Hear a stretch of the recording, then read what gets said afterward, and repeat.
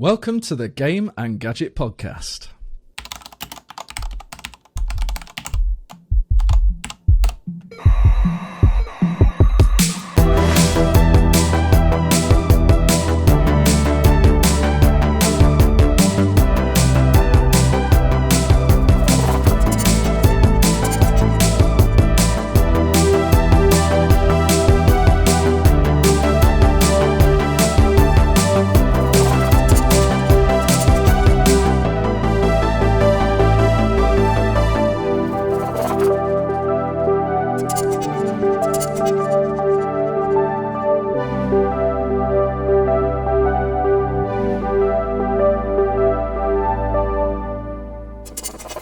Hi, I'm James Woodcock from Pixel Refresh, and today I have with me, of course, co-host, guest extraordinaire, Tony Warriner, back from his travels. How are you, Tony? Not bad, thank you, James.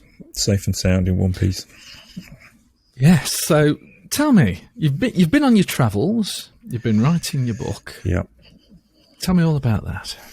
I can't remember if we talked about it before, actually, but I'm basically writing up my time as from when I left school and got into the games industry, and we did a few things and started Revolution up in 1990, which is actually quite a long time now, a long time ago. So people keep asking me about it, and people are always asking me, well, not always, but from time to time, people ask me about, how did you make those games, and what was it like, and what was it like working with those old 8-bit computers and 16-bit computers, and it's actually quite a long time ago now, and I'm starting to forget stuff. It's certainly how we did, like early Revolution games and stuff like that.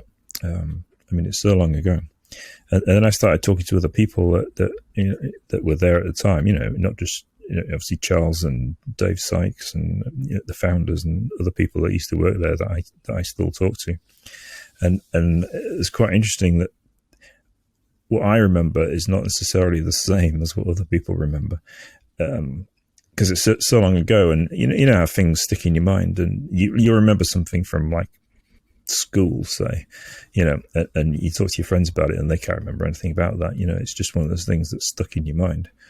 So I've kind of been thinking I really ought to write this down while we're all still alive, to be cheerful about it. So that's what I've been doing the last few months, in between more well-paid work, shall we say. I thought I'd write it all down and see where it got me, And I wasn't sure I could do it because I've never written a book before as such, but I just started, and it kind of seemed to work. I mean, it's quite difficult because you're constantly having to. It's not like I've written some sort of fiction-y type things to see if I can do that, and I reckon I probably can. But I thought, this one might be easier, but it's kind of more difficult because it's not only is it supposed to be truthful, but you need to constantly stop and see if I'm right about something, or do some research, or read a review of a game, or look at Wikipedia to see if a certain computer came out the year I think it came out, and all this sort of thing. And quite often I find I got the timeline completely wrong by half a decade or something like that. So in that sense, it's quite difficult. But I'm finding the writing is going okay, and it I think it's quite okay, the whole thing. So I'm just going to carry on now and finish it. And I'm about halfway. I've got to the end of Broken Sword 1. I reckon that's about half the book that I'm going to do. So I've got the second half to do. Maybe I'll finish that in the next 2-3 months. Then maybe I'll do a Kickstarter type thing, just as a publicity, cover the printing costs, that kind of thing. But I want to do it really, really good, like a hardback, and really good, loads of photos in it of stuff, but do it really, really high quality, not just some rubbish Amazon kind of print it when you order it sort of thing, and a crappy paperback comes through. I want to kind of do it really nice. So maybe I'll do a Kickstarter just to cover the printing costs. And that's a whole other world that I know nothing about at the moment. And I've looked into it a little bit, and that's how I know nothing about it. There's a lot of information out there, and none of it seems to quite add up. So there's a lot to learn. Once the book's written, that's just the start of it, I think.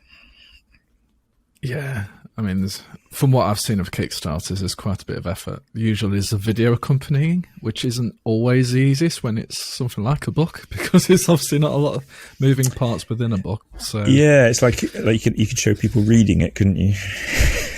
Oh yes, that sounds riveting. That'll sell it now. Yeah, actually, I'm not too worried about the video. I got some ideas for that. Like one of the things we used to do that I remembered as a part of the process of this was before, like early 90s, that we didn't have an office network. So we all, we're still there's me and there was Dave and there was other people, and there's people drawing sprites and people drawing Joey for Steel Sky, and in the background, Steve Ince on the backgrounds, and me and Dave on the coding. So files have been swapped all the time, but it was all done on floppy disks and hard disks on local machines. So if I wanted to give, or rather, say Steve had drawn an extra sprite for Joey, if he's going to give it to me, then he literally does give it to me on a floppy disk, like walks with it and gives it to me, and that was file swapping in those days, But me and Dave, we used to do it so often that and we sat across from each other, like, I don't know, 6 foot or something like that. Maybe more, maybe less, depending where we were. So we got really good at with 3.5-inch discs. We used to throw them. So we'd get you held it by the corner, and you go. And I don't know have I told this story before. No, this is definitely. I hope not. You're chucking floppy disks across the room is definitely no. Okay, so we used to you get it on the corner, and you'd go, and it would through the air in like slow motion. Then you had to catch it at the other end, and that was the dangerous bit, because if you remember a 3.5-inch floppy, it had a metal cover that slid. Yeah. To protect the data. And if you actually got it wrong, sometimes you could cut yourself on the incoming disk, because if you just caught it wrong, that little metal thing could actually cut your finger.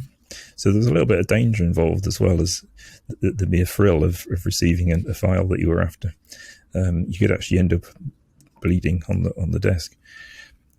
So anyway, the point of that was quite an interesting thing to do. So I'm thinking for the Kickstarter video, we could try and recreate that and film it really well.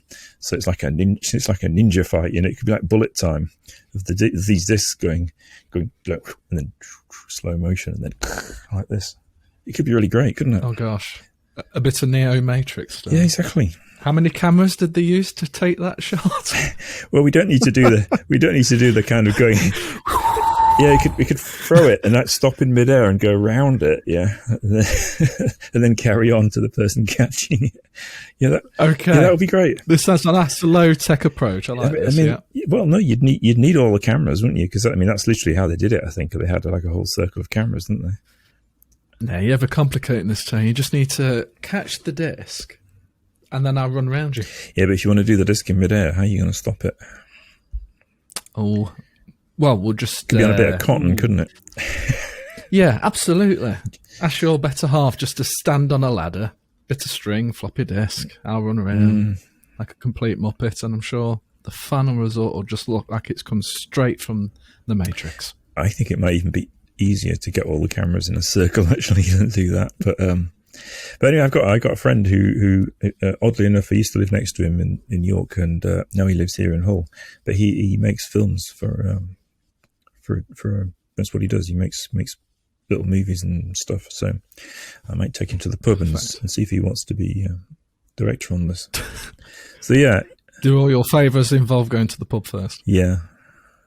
Okay, I'll make a note of that. Pretty much. And that's probably your payment as well. If Tony invites you to the pub, watch out. He's after something. Yeah. But I'll buy the beer, so it's not complete loss, Anyway, I'll go talk to Ed and see if he's interested in that one. But it could be. If you're going to do a Kickstarter, you've got to do a great video. I mean, that was what we did with Broken Sword 5. We did do a decent video, and that got us quite a long way, I think. Yeah, a bit of green screen with Charles and some Broken Sword backdrops going on. It was green screen, yeah. And we were all carrying stuff around, like props and stuff, and that was all going to the green screen, yeah. Yeah, and that will be in the book, Broken Sword 5. Oh, wow. So where's the cut-off point for the book? It will be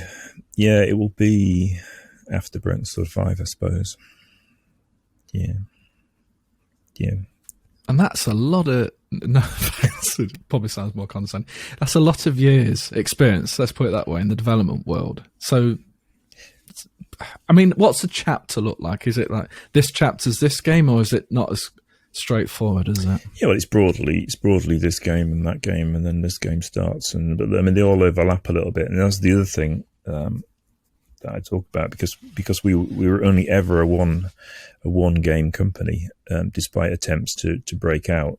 The problem is, I mean, the bigger the company got, the worse the problem it became, because you imagine at the end of Broken Sword 1, the Revolution was probably 30 odd people, which is quite a lot. I mean, if you work out what that costs a month to run, it's quite a lot of money. And they're all working on Broken Sword, but in those days, you finished a game and it went off to the duplicators, and once it had gone off to be duplicated, I mean, that was it. It wasn't like you put it out on Steam and then you wait for the problems the next day and you fix the bugs for 2 weeks and then you or there's a day one patch. Yeah. I mean, like Broken Sword 5 in a way, but and then there's a DLC, and then there's an extra chapter comes, and all that, and then there's the console versions and all that, and it never really ends. But I mean, something like Beneath the Steel Sky, it really ended on the day that the discs went off to the duplicators, and I mean, that's it. Then he finished. So the next, say it's lucky, and that's a Friday. Everyone goes home for the weekend, and then they all come back on the next Monday, all of the staff, and it's like, what do they do? And in the case of Broken Sword 1 finishing, they all come in on the next Monday, and there's 30 odd people, and it's like, what do you give them to do? Well, what you give them to do is the next game. But if they're going to be drawing things, like if they're an artist and they're going to be drawing a background or a sprite or something like that, then they've got to know what to do. So 6 months before something like Broken Sword 1 would finish, someone's got to say, what's the next game going to be? You have to come up with a concept and an overview. You have to go to the publisher and try and sell them on that idea before they'll sign off on it. And, all this has got to be going on just as you're at the worst possible point in terms of complexity and outstanding issues on the game that you're trying to finish. So it's really, really bad timing. And that's obviously something I talk about a little bit. I mean, the real way to do it is to have two games. And when one is like halfway through, then another one is beginning, and just as the first one finishes, I mean, ideally Broken Sword 1 finishes, and the next day 30 odd people switch into the production of the second game, which is just getting to the point where it needs 30 odd people, having slowly, gently ramped up to that point, and people move over, and that would be perfect, two straddling each other, but we never got to that. Well, how did that work with Broken Sword? Because obviously when Broken Sword 2 became a thing, I'm guessing that was mostly based on the success of Broken Sword 1. I don't know if there was the presumption that, oh yeah, we're going to do a sequel to this one. So that probably came after the game was released. You got the critique review, sold well.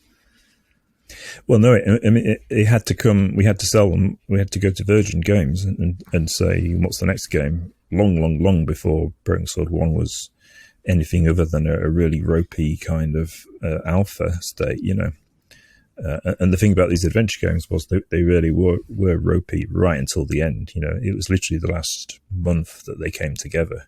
When the voices and the audio went in, they would suddenly, especially the voices, they would just pop into life. Imagine watching TV with the sound off. That's what a game is until probably a month before, because the very last thing we ever did was finish the script. And we'd have what was called script lock, and at that point it's safe to go off and record it, and that can only come when all of the gameplay is completely finished. I mean, you can't add another puzzle or change one of George's lines once it's been recorded down at the studio. So that always came last. So the thing was, I mean, there was all the normal bugs and graphic glitches and problems with puzzles and all of that stuff, but it was all very flat as well until the audio went in. and all of that came last. So, at the point where you're down at Virgin saying, what should we do next? The game is not particularly impressive. And the thing that we had with Virgin was it wasn't that we weren't saying, oh, off the back of the huge success of Broken Sword 1, let's do a sequel. It was more a case of there was some new management in there, and they were like, why the hell have we spent all this money on an adventure game? This is crazy, and we had to be told that we were wasting our time in this genre, and the only way they were going to get their money back was on the first one, and this was a rather rogue meeting, because there were higher people in the company who had backed the idea of Broken Sword 1 being this fantastically expensive experiment to see if it was possible to break out of the normal, let's say, sales space of adventure games. But this guy was like taking a different tack of his own and having a bit of a go at us, really. So they said, he said, right, well, let's do another one, but it's going to be half the time and half the money, which is what you see when you look at Broken Sword 2. It's not as big as Broken Sword 1. It was heavily underinvested compared to Broken Sword 1. But we had the machinery to swing straight into the engine and the tools and all the rest of it, which didn't really change. So we were quite lucky in that sense that we could just switch from one game to another. I mean, if it had been a completely different game, needed a new engine and new tools, then the transition would have been more difficult. So in that sense, it worked out quite nicely. The fundamentals are already there for you to take advantage of. Yeah, I mean, the Broken Sword 2's engine is it's a bit nicer than the Broken Sword 1. We had like a month of playing about with it and simplifying bits that were wrong and all the rest of it. So it is a nicer engine than Broken Sword 1, but it's broadly the same, Yeah, I remember some like slight graphical enhancements. I can't remember what exactly. There was some extra filtering or something. There was like a quality switch, wasn't there, on Broken Sword 2? Yeah, I remember that now. Yeah, I'd forgotten about that. I'll put that in my book. Oh, well, Thanks, James. well, there you go. I was here to What else do you know? Well, we should talk. This is what the podcast is for. Yeah. Then again, if you or anybody listening would like to know a particular thing about these games, then let me know, because I'll put it in if it seems like a good question. Well, here's my question. Beneath a Steel Sky, would that be the first or one of the first where that was like one of the first talkie point-and-click adventures you did? I think it was the first that anybody did, as far as I know. So how did you... I mean, before that, point-and-click adventures would be literally usually text above the player's head. I mean, I remember playing Sam the Sorcerer before I played the talkie version of that. It was the floppy disk version. You didn't have the capacity for full speech throughout the entire game. Yeah. And it was then over several floppy disks. Yeah. Just for the backdrops and the animations and the module music, etc., etc. Yeah, you need to see. Well, it was all subtitles over the head. Yeah. And then the CD-ROM came along with all this greater capacity. Hundreds of megabytes, which was hundreds of floppy disks. So talking within games to have actually the character saying things to other characters and then respond rather than just reading subtitles felt like a big step up. But there must have been some technical challenges involved with that. It's a good question. I mean, the way it worked for us was that, I mean, Beneath Steel Sky was a floppy game, and it was like 14 of them on the Amiga and like 6 of them on the PC, I think. But there was no way you were going to get voices onto floppies, because even then the compression wasn't as good as it is now. But even if it was, it wouldn't have ever fit onto floppy type media. But I think it was. I think we were running out of money, so Virgin said, "Why don't we commission a Philips CD32? Was it CD32? CD32 was an Amiga thing, wasn't it? Yeah. So yeah, they came along and said, "Oh look, why don't we commission you to do that, and pay you a load of money to do that, and then that will help the whole thing." get to the finishing line. And from our side, we'll get another version out of it, which we can use in the marketing and whatever advantages they saw from that. So yeah, it was the CD32 that came along and just at the right time. So I mean, I don't remember any particular problems. I mean, there's quite a lot of lines in Steel Sky, but not obviously a fraction compared to Broken Sword, which really was problematically big. But yeah, I mean, as far as I know, we organised a studio and actors and stuff, and we just did it. It wasn't particularly difficult, or rather, no, there are no standout problems. But this was like 1993. So what's that? That's nearly a long time ago, isn't it? It is indeed. Yeah, I don't remember any particular problems though. But yeah, I was looking to buy. I thought I don't have one of these, and there was one on eBay, and it's £200 or something. Yeah, but it was literally the CD32. That's why we have a talkie version of Beneath a Steel Sky that eventually made its way to the PC. Wow. Yeah.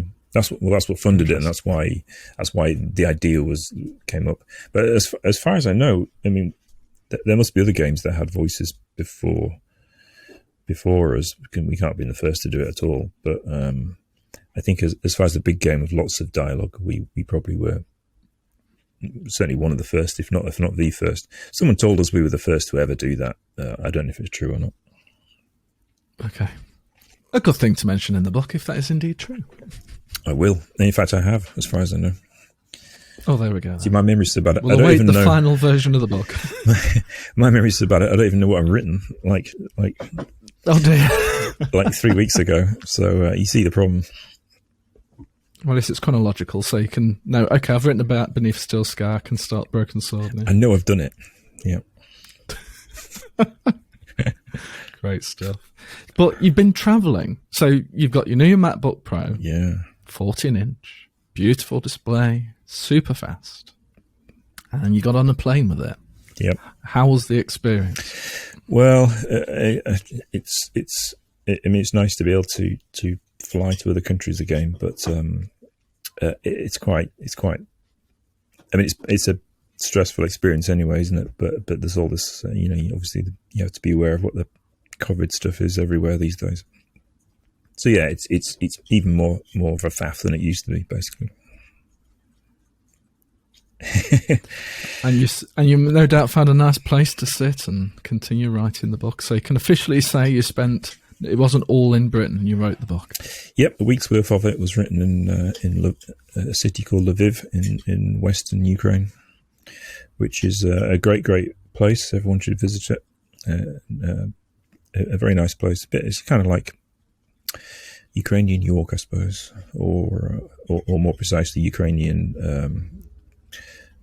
Krakow, somewhere like that. Big square, big Polish type square, and great bars, great food, all the good things.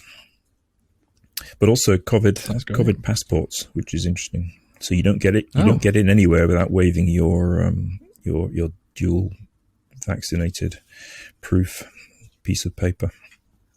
Gosh, which is interesting because I don't think. I mean, they could never do that in the UK. I don't think there'd be writing and stuff. But they've done it over there, and it works. People are checking. Of course, we're being British. We hand out NHS COVID things to people, and they're like, "What the hell are these?" What is this? What is the NHS? What is this? And then they look at us and they look back and they go, okay, looks okay. But you survived the experience in one piece. You managed to go to Ukraine, and any kind of travel, even now's tricky. So I'm glad. Yeah, well, it's nice to travel, but yeah, it is. If you're thinking of it, you need to be prepared, for even more hassle than there used to be. So for your book, then, have you got a target date of when you'd like to get the first run printed? I mean, it's still probably early days, but maybe you've got something in mind. I don't know. A preliminary? let's say I finish it at the end of January, then I spend a month faffing around with a thing called InDesign, laying out the pages and talking to a printer. So maybe it's going to be March. I would be looking at Kickstarter. That sounds good. Something like that. Not too long to wait. Yeah. Well, I mean, if I keep going at the rate I have been, then that's when it should be finished. Yeah. And I guess I should get someone to proofread it and this sort of thing. And I think that's important. People keep saying that, so it must be true. Maybe someone with a bit of experience to do a little edit on it or something. I don't know. Yeah, we don't want to see a Doffy disc in there or anything like that. Oh, what? A Doffy disc. What's that? Instead of a floppy disk. I see. I see, a floppy. Yeah. We chuck Doffy discs across the room. Yeah.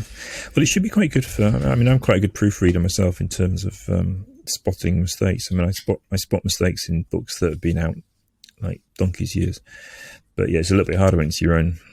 It's more the sentences that are than the spelling mistakes that are the problem. Yeah, I mean, I'm professionally hired to proof, but when I've written something myself, I always still get somebody to check it. Yeah, I think you have to. Just for peace of mind. Yeah, of course, yeah. So, I have been naughty again. So spending money. Yeah, not very small amounts, thankfully. Because of a good old place called Facebook Marketplace, and I treated myself to one of these. Ooh.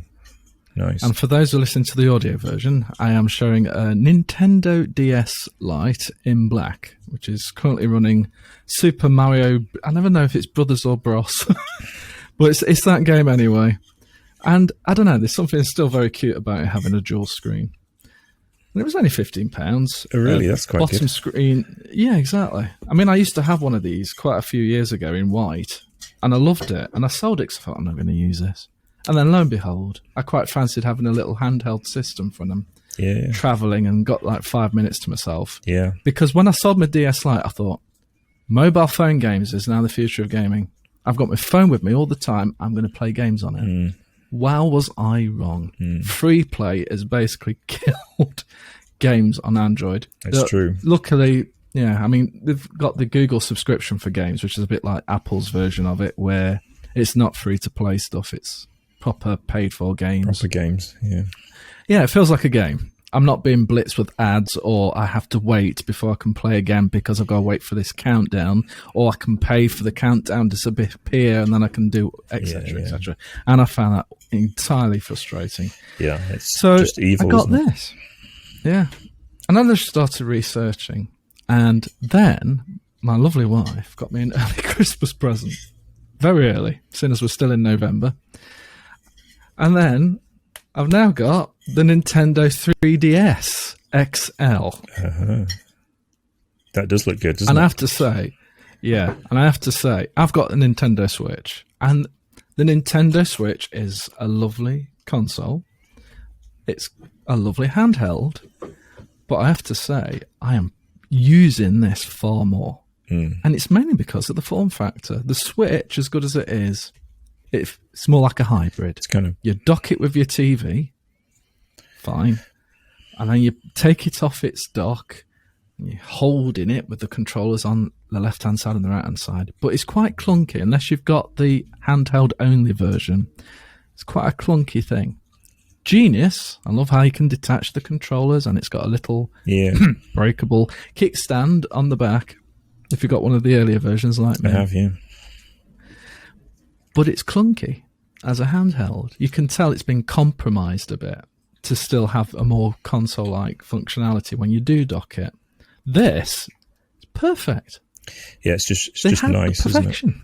And the thing is not too powerful, so the games are gameplay based, rather than just here's some graphical extravaganza, Yeah, I'm a big fan. I mean, it's a shame they can't go back to something like that. And maybe they can now, because no one does anyone care about graphics anymore. They care about gameplay, don't they? Now, so there isn't the same tech tech arms race going on as there used to be. So, imagine what you could do now with that form factor, and just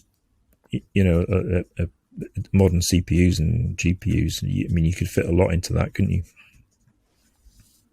And you're absolutely right. I think the emphasis on it has to be this graphical AAA title to be able to sell. Those days are thankfully gone. Yeah. You've got far more diversity now. Yeah. And I mean, playing these old games on here, and they've got things like Virtual Console, so you can play like the older SNES stuff and Game Boy Advance. It's great. And I really love the two screens. I mean, to be fair, the bottom screen isn't utilised that much. But, to have a map on screen all the time, it's really handy when you're playing something like Zelda and you're trying to find where you're going, etc., etc. But yeah, totally in awe with it. Yeah. And the 3D even. Now, 3D, when that was like a thing with, I guess Avatar was the movie that started 3D obsession again. And then thought, great, now we need 3D TVs, which didn't really take off because you had to have the glasses, and then there was different forms of 3D. So you either had the active ones where the frames on the glasses would switch left and right rapidly to give you the 3D effect, which was the better approach. And then there was the passive where the image was duller and nothing fancy in the glasses itself at all. It was okay. It was a nice novelty, but it never caught on. No. Particularly because no one wanted to wear the glasses. No. If you don't wear glasses, you then have to wear glasses. If you wear glasses, then you need something more optimized for what their capability is. Yeah, I mean, people will do it at the cinema. I mean, they still do it at the cinema a little bit, don't they? A little tiny bit. I mean, you go into the cinema, you're sitting in the dark, so it's a kind of a bit of an event, isn't it? So it's not too much of a what's the word I'm looking for? Inconvenience to wear these things, but you're never going to do it at home, are you? No, I mean, you go to the cinema for the spectacle. That wasn't even intentional. I only realised once I said it. But you really do go for that. You go for the sound, you go for the picture, and you go for that extra experience. 4D may be going too far with the blowing the wind in your face and all the rest of it, but still, you go for that experience. But thankfully, with a 3DS, you don't have to bother with glasses. All the clever bit is on the screen because it knows it's only having to deal with one person, that direct viewer, not three people watching the same screen. If my wife tries to watch it off axis to me playing a game, just looks blurred because you got those two images separated too much, and it's not forming that cohesive 3D effect anymore. So you can switch the 3D off in it. So if she wants to watch what I'm doing, she can. But the fact is, of course, even technology within this generation progressed. So the original 3DS and 3DS XL didn't have the features this one has. So one, it has a slightly faster processor, which means it's better for navigating menus and things. But I think the key thing is there's actually a front-facing camera, which was on all the 3DSs, I think. But on this one, they actually use it to track your movement. Oh, okay. So therefore, it can retarget the screen to give you a better 3D image. And there's only one, the 3DS and the 3DS XL, which is really poor naming, really. They've literally called it the new Nintendo 3DS XL. So, of course, I brought this second down. This is pre-loved, shall we say. But it's labelled the new Nintendo 3DS XL. But I would say, if you're on the hunt for one of these, look for the new one, which also gives you this weird little... It's like a second analog stick just here, but it's like a little nub. And if you remember, I think it's very rare nowadays, but certainly back 10, 20 years ago, there used to be laptops, particularly the business ones, where instead of a touchpad, or maybe as well as a touchpad for those who hadn't moved on, you had this little nub. And that's how you move the cursor around the screen. And that's basically all that does. It acts like a right analog stick. Right. But if you want to turn your camera in a 3D world, like a second analog stick would normally do, then it's got the capability for the games that support it. But certainly get the new one for the the front-facing camera watching you move. So what does one of those ones cost?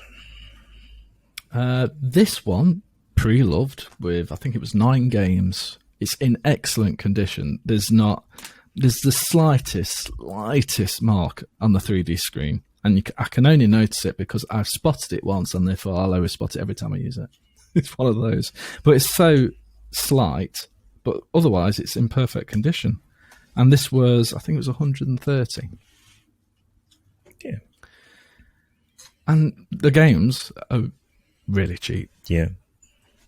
So if you're interested in a handheld, interesting. Switch isn't quite rocking your boat because it's clunky nature and you don't quite fancy the Switch Lite.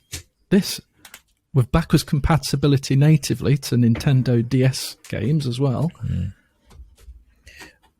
I never, in fact, I've never seen one of those. I've never held one. I liked the DS though. I mean, we did Broken Sword on the DS, didn't we? Yes. Yeah, it was good. It was good fun. And you kind of, when we first saw them, we thought, what on earth we're going to do with 2 screens? But actually, it's not that difficult to think of what to do with them. You know, it kind of makes sense when you're making a game. You go, oh yeah, I can just all of the UI stuff can just go up on the screen. You know, on the other screen.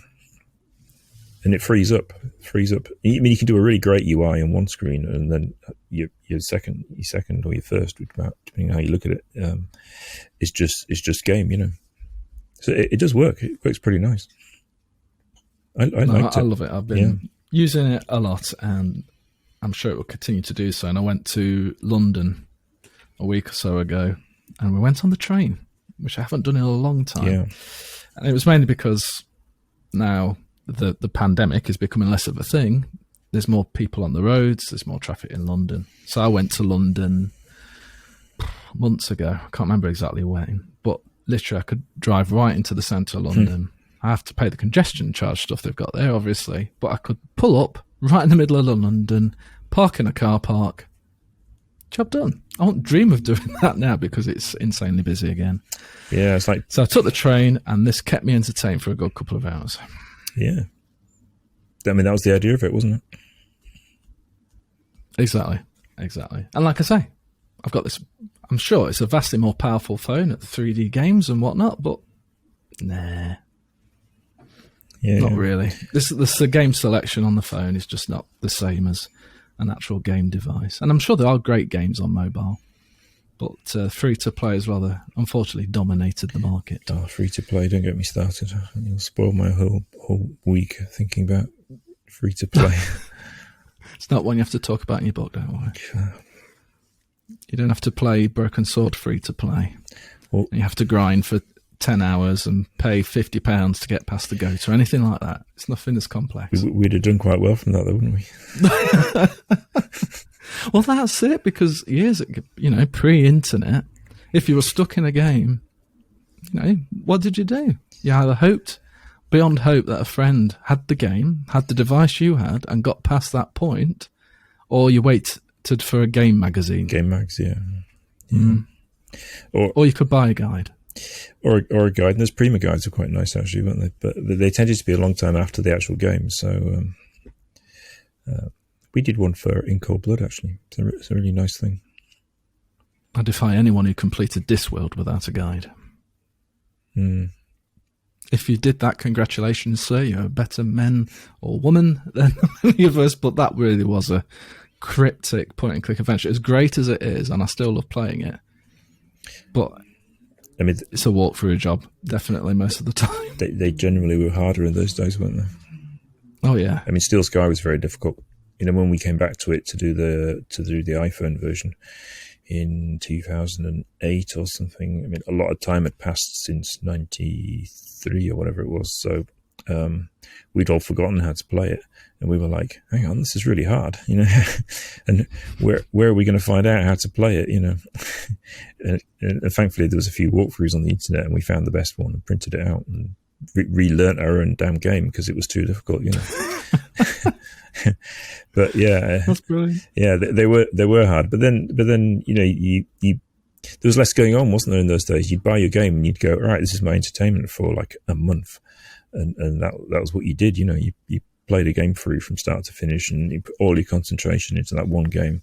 You know, people weren't flipping around between, you know, Instagram and 1,000 TV channels and Facebook and this, that, and the other. You know, it was like, I got my game on a cassette or whatever, and that's my thing now, you know, until the next one. Yeah. And you typically didn't have a lot of them. I think we actually are spoilt with choice. So the attention span is much shorter. Yeah. I mean, it's like this. I've got a load of games for it, so I keep swapping around. And if I get stuck, 20 years ago, I'd have just kept battling on, turn my hair out until I finally got past that bit or figured it out. Now, the tendency is change the game. Mm.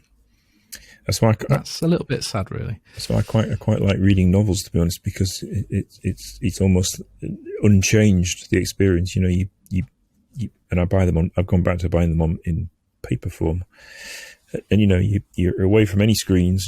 It's just you and the book, and you can concentrate on it. You know. Indeed. Well, there we are.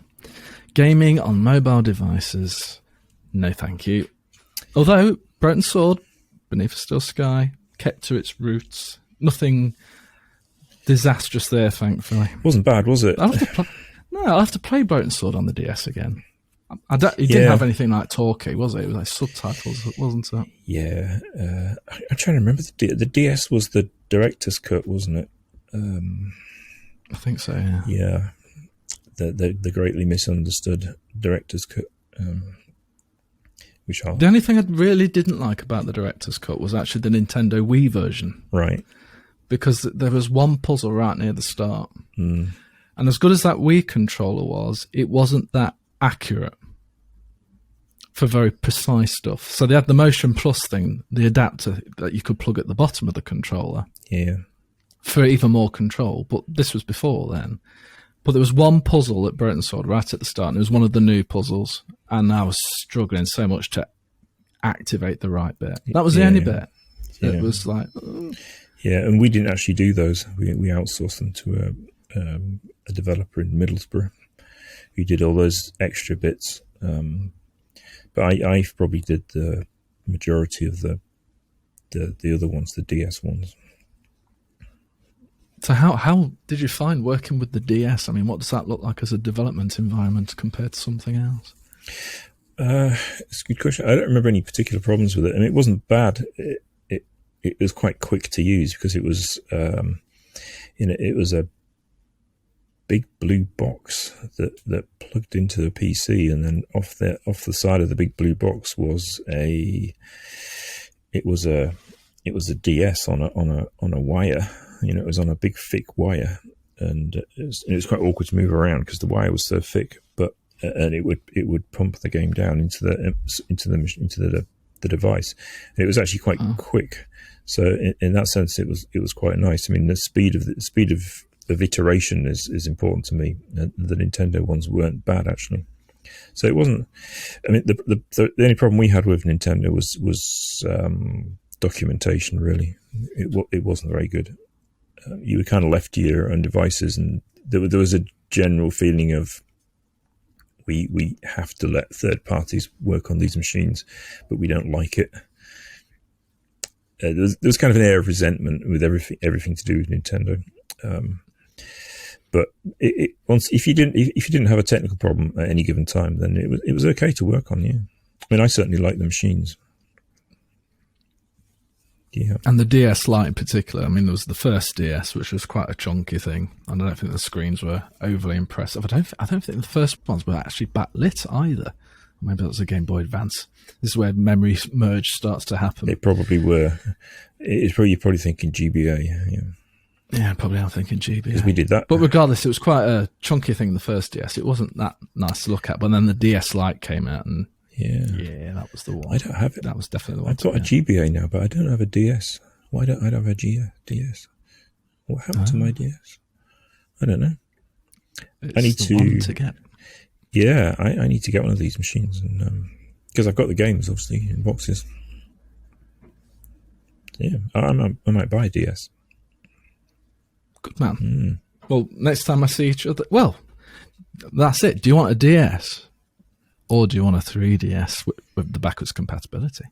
Oh, it's backwards, yeah. Well, I'll have a look on eBay and see what there is. But you're Facebook Marketplace. Yeah, is that better? Oh yeah, but it's Facebook. Yeah, but it's Facebook Marketplace. You have to be careful. There's not the same protection you get with eBay. I mean, it really is. It's like someone putting a flyer out and saying, "Hey, look, I've got this for sale. Great, I'll come and have a look. Okay, great. Here's the cash. Job done." Yeah. It's not terms and conditions stuff. And Facebook have probably got some cookie spyware thing going on, and they probably know what we're talking about even now. And when I'll walk over to my computer and refresh Facebook, and I'll see adverts for Nintendo DSs, and they've been listening somehow. Well, I'm sure Google search will recommend Beneath a Steel Sky as well, so it's all good. It's all good. The overlords know what we want to buy next. They do. They know what you're thinking. They know what you're dreaming. Well, let me know how you get on with your DS hunt in one of the next future podcasts, whichever one you go for. I will do, actually. Yeah, it's a nice idea. Because I'm going to... Another thing for the book is I'm going to photograph all these things. So I need the machines. Well, worst case scenario, we've been saying we're going to meet each other. Ironically, I've known Tony for years and we've not actually seen each other in person yet. Yeah. I feel like we should. Pandemic is probably not always the best time to do these first time things, but I'm sure fully tested and with your passport as well to prove your double COVID vaccination. I'll just wave my passport. Yeah, there you go. Problem solved. But again, last thing before we go, one of the things I also like about these is it's got like a wireless local multiplayer functionality, and a lot of the games have that. Really? And what's also quite nice, a lot of the games, how many times have we had this experience back in the day? You have a game, your friend doesn't have that game.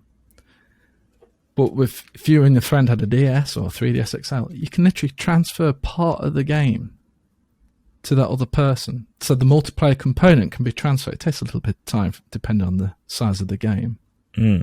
But there's a game me and my wife play a fair bit, and it's got like 52 mini games in it. And it's got bowling and all sorts. But for any of one copy of the game, it'll literally transfer the multiplayer component over to her DS, and then we're both playing the same game together. That's pretty good. I think that is wonderful consumer-friendly stuff.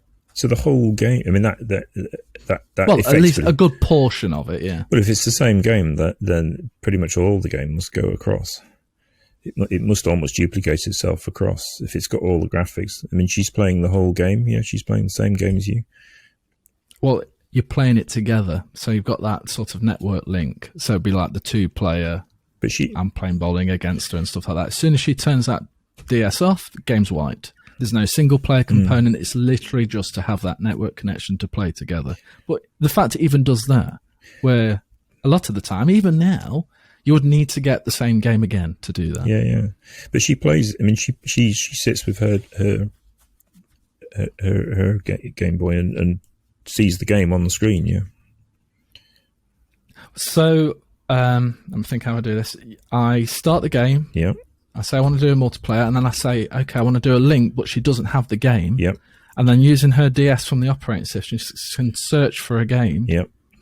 Find it there, and then it'll say, okay, I don't have the game, I need to download it. And then she plays it on her. Then she plays it in the same room as me, as in the wireless room it creates. Yeah. So she can't disappear and then play it all by herself. It needs to have us both doing it. But she's looking at her device to play the game.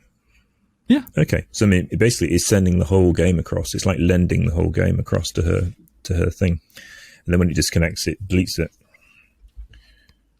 Yeah. I mean, that's really good. I can't say for sure whether it is the whole game. It's probably carefully.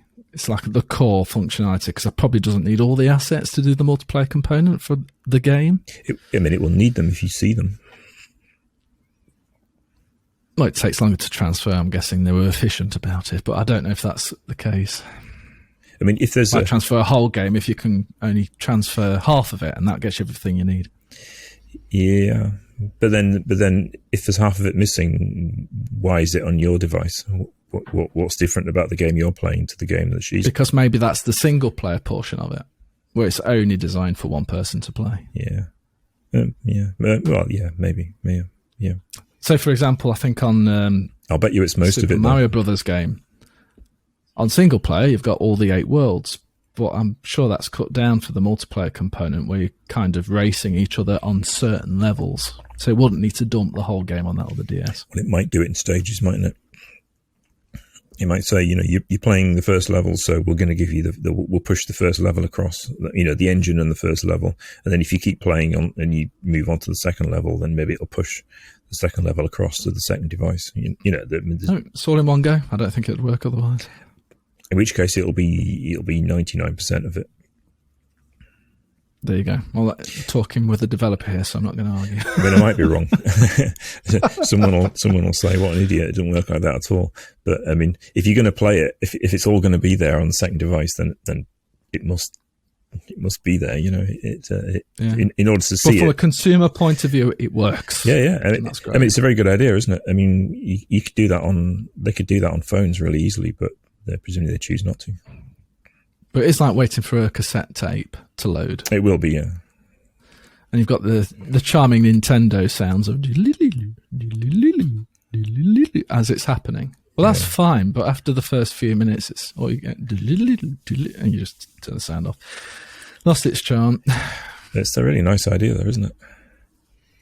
Get one, Tony. But you see, that's when I see you, we'll be multiplayer. But that across the across the table. Unfortunately, it doesn't go any further. Yeah.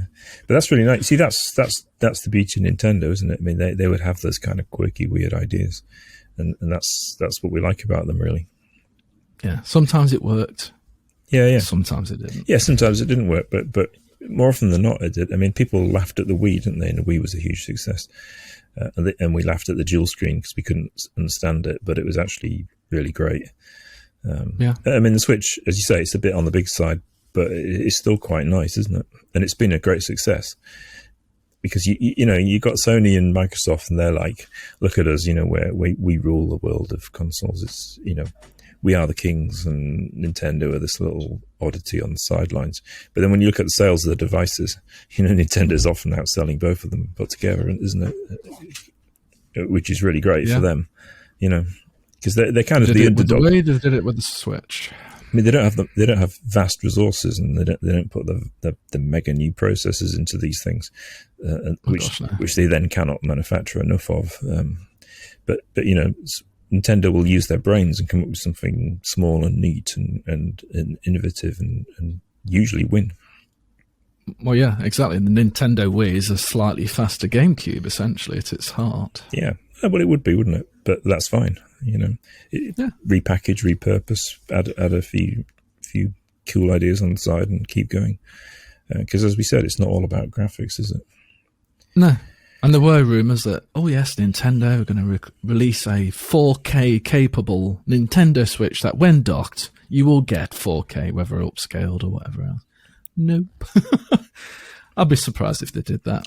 They don't. I mean, actually, the 3DS is probably one of the rare exceptions where they've put in a faster processor, they've added extra buttons and stuff to it, which is quite unusual for them. But generally, they don't do that I've seen. You may get a slightly better screen or a slightly better form factor, but as far as increased power and features, not really. Yeah. Speaking of consoles, I mean, it's a year ago that these new Microsoft and PS5 things came out, and so Xbox Series S, Series X, and PS5 are now just over a year old, and you still can't buy them. Well, they're still quite hard to buy, yes, because of the component shortage that we all seem to be suffering at the minute in many electronic worlds. It's madness. I thought, I'll buy it. The initial problem, like you can't get them for Christmas thing is long gone. I'll just go and buy a PS5 because I like to swap. I thought I used to go Android, as I said before. I used to go Android, iPhone. I don't do that anymore, but I'm prepared to go Xbox, PlayStation, Xbox, PlayStation. So logically, I would go PlayStation next.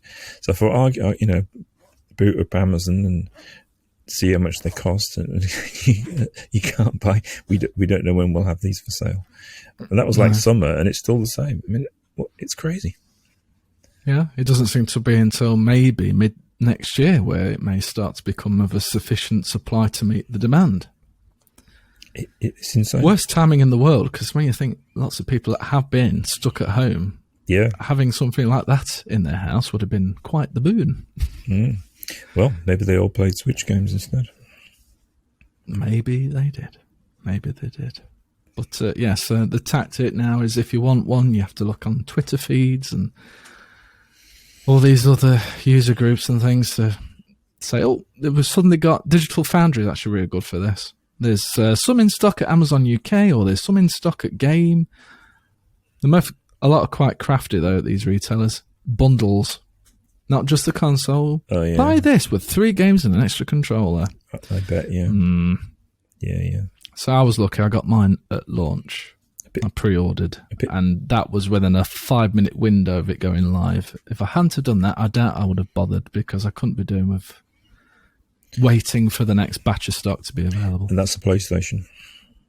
No, Xbox Series X. Xbox. I am more of an Xbox person. I've had PlayStations, I've had the PS3, I've had the PS4, but generally at launch I'd get the Xbox, and then later on, maybe I'd get the PlayStation. And the PS4 Pro I got second hand. So that was just like an opportune moment. I thought it was a good deal, and I got it. Yeah. But generally Xbox, because I know the games tend to come with you as you move up the progression. Yeah, there was a PlayStation game that I wanted to play, and of course it was PlayStation only, and I can't remember what it was now. What was it called? I don't know. It was a girl going around. Horizon Zero Dawn. Was that it? I don't think so. It was... with electronic creatures in it? Robotic, I should say. No, it was a girl. It might have even been a zombie type thing. She's running around. She has to do things that are really difficult. Oh, Last of Us. Yeah, that's probably it, yeah. I wanted to play that, and no way could I, because I didn't have even a PlayStation 4. I have played that, but I actually loved Horizon Zero Dawn. Right. It's like an open world set in the future, but it's like everyone's regressed back to an earlier state, and that technology is not really used. And then they discover this underworld technology. It's brilliant. And there's a sequel coming out on PS5 and PS4, in fact, next year. Okay. And that's maybe that's when I bite the bullet and do get a PlayStation again for that game. Right. But it's irritating to have to buy a console for one game, but never mind. This is all part of the fun. That's what happens, isn't it? I don't regret getting my Xbox. It's still great. And Forza Horizon 5, maybe I'll talk about that in the next podcast, but highly recommended. Forza. I can't play them. They're too hard. Well, on that note... Ridge Racer. Tony. I'll talk about Ridge Racer, James. Ridge Racer. Oh, that just makes me think of the PS3 conference. Ridge Racer was so good. Giant crab. Anyway, take care, everyone. We'll see you in the next Game and Gadget podcast.